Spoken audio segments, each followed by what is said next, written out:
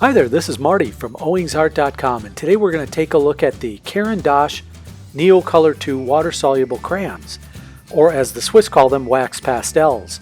Now when you think of wax and you think of water, you don't think of the two of those going together, but in this case these are some very special crayons. They're water-soluble, which means you add some water to these after you lay down the color, or you can add them directly to water, and you get a watercolor type effect.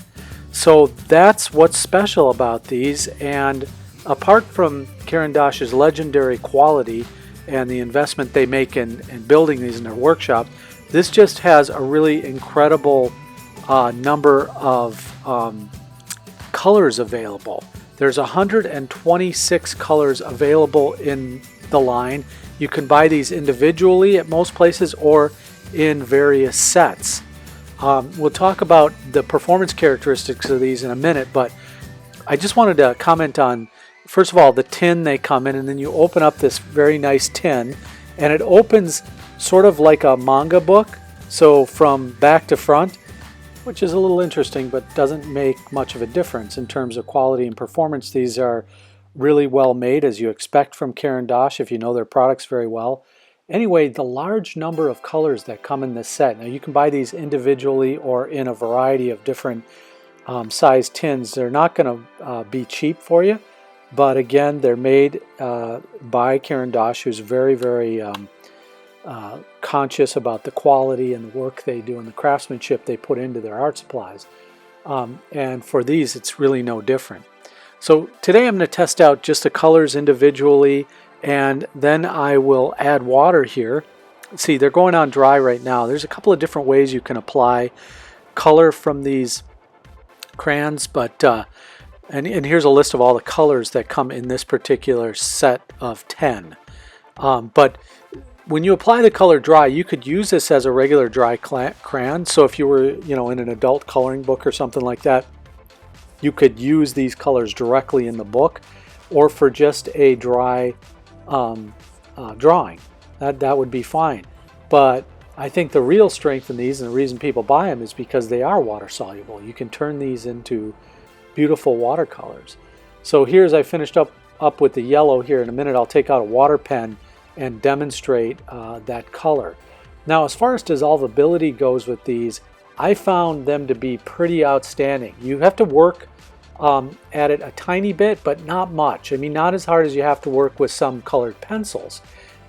So that brings up another point. These go on a little bit softer than you might be used to with a regular, like a Crayola brand crayon or another brand of wax crayon. They go on a little bit softer, and so you'll notice that right away. Now it's hard to see the white here because the white background, but here you can see, just rubbing in this black here a little bit, you can see how easily they dissolve. And I'm not using much water in this water pen, just kind of the residual water that's left over in the brush.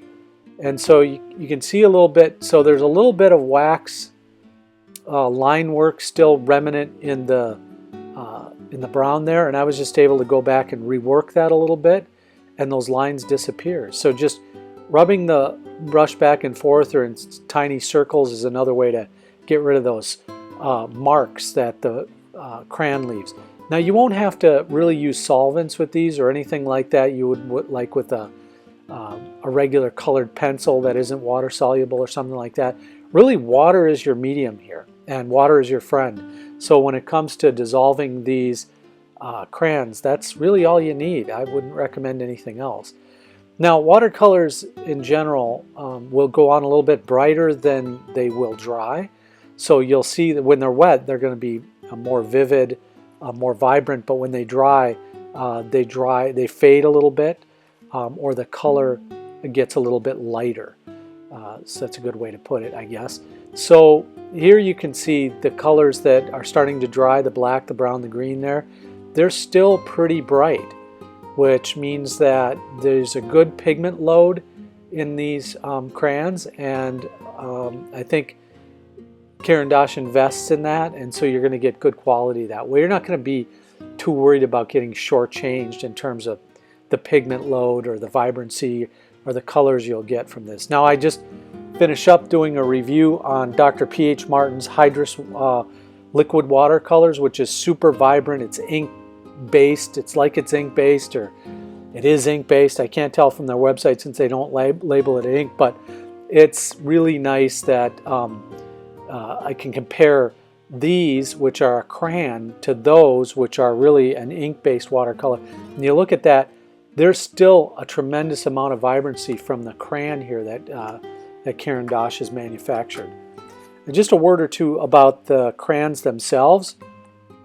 They're about, what, 3.5 inches long or so, and you know, they're standard crayon diameter, so if you're used to holding a Crayola, these won't be much different to you. And then, you know, they clearly label the color name right on the crayon itself. The problem with the label, the color name, is it's down towards the tip.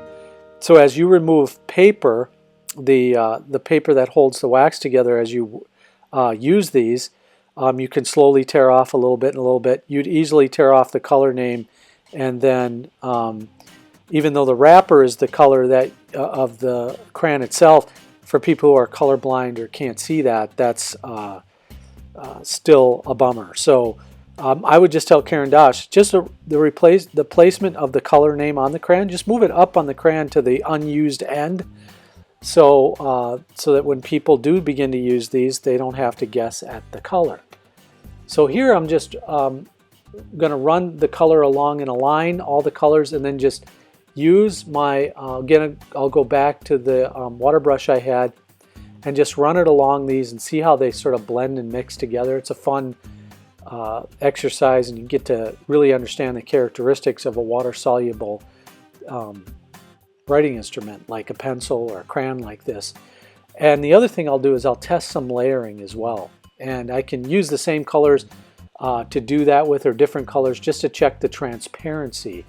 And why is transparency important in watercolors and stuff like that? Because I think for artists, when you begin to build layer upon layer, you want some watercolors to be transparent so you can see the colors underneath coming through, or that you can enhance subsequent layers by having some of that color come through. And you can see here how easily these dissolve and blend. Now there are some remnant pencil marks, but again, I didn't spend very long trying to get rid of those.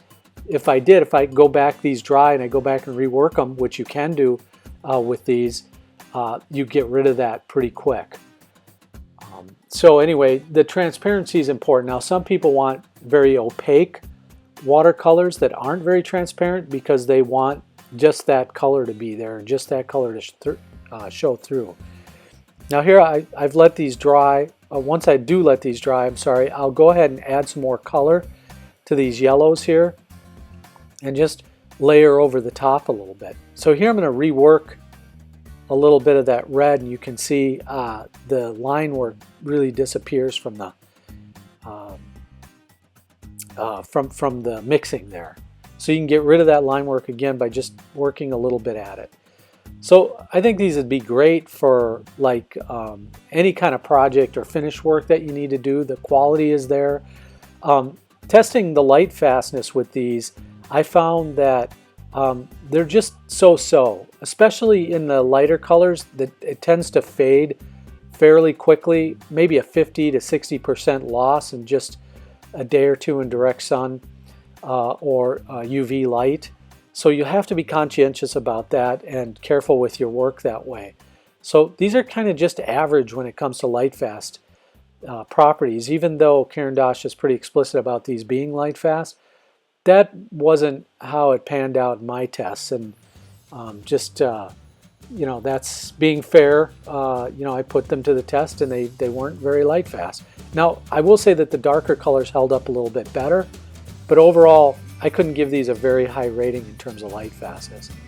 Otherwise though, they held up pretty excellent, and we'll get to some of that ratings here in a second, but I did put them through their paces, and you can see here how vivid and bright the colors are, and really just nice, and even the layering is nice because of the transparency here, and you can rework them. So here's the ratings.